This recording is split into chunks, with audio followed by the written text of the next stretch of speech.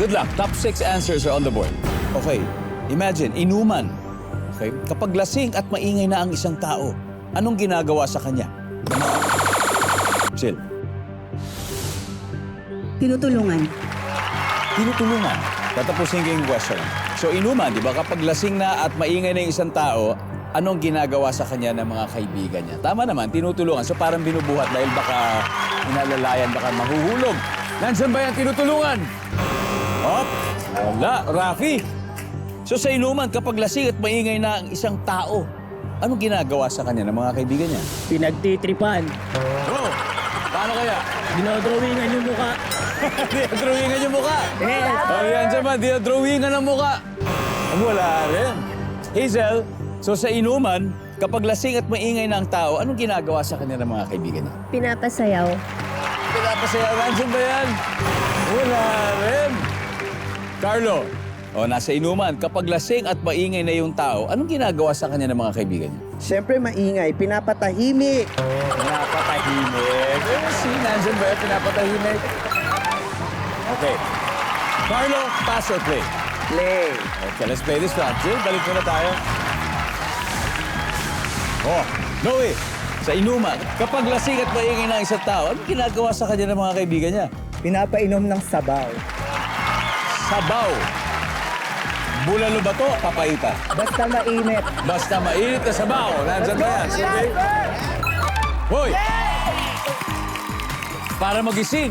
Yahweh, kapag lasing at maingay ng tao, anong ginagawa sa kanya ng mga kaibigan niya? Pag maingay na, pinagpapahinga. Pwede, di ba? Pwede. Ano? Pwede, pinagpapahinga na. Good answer. Para tulog na. Yes, pahinga ka na. Dito ka na muna sa gilid. Pinagpapahinga. Okay. Rafi, inuman, lasing na at maingay ang isang tao, ginagawa sa kanya ng kaibigan. Yan, madalas. Pinapaiyak. Ha? Pinapaiyak. Bakit? Pwede yan pag may problema. Madalas broken-hearted. Services?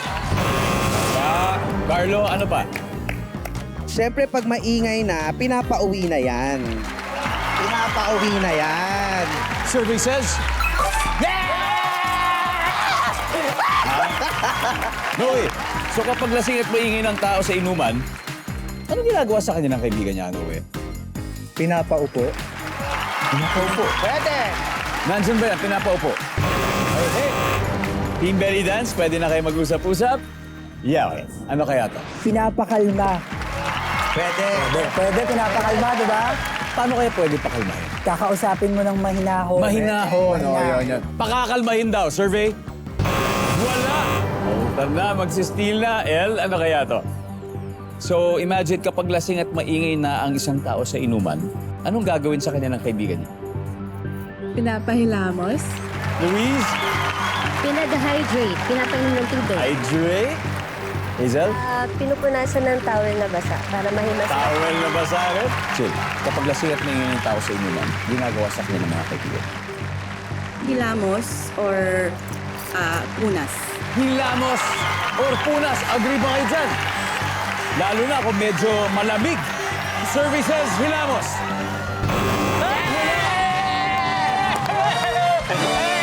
Round 1 goes to Team Bollywood. May 80 points sila. Ang Team Belly Dance ay magkakaroon na ng points sa mga susunod na rounds. But may answers pa sa board na hindi nahuhulaan. May dalawa pa. So it's time for our audience possibly win 5,000 pesos.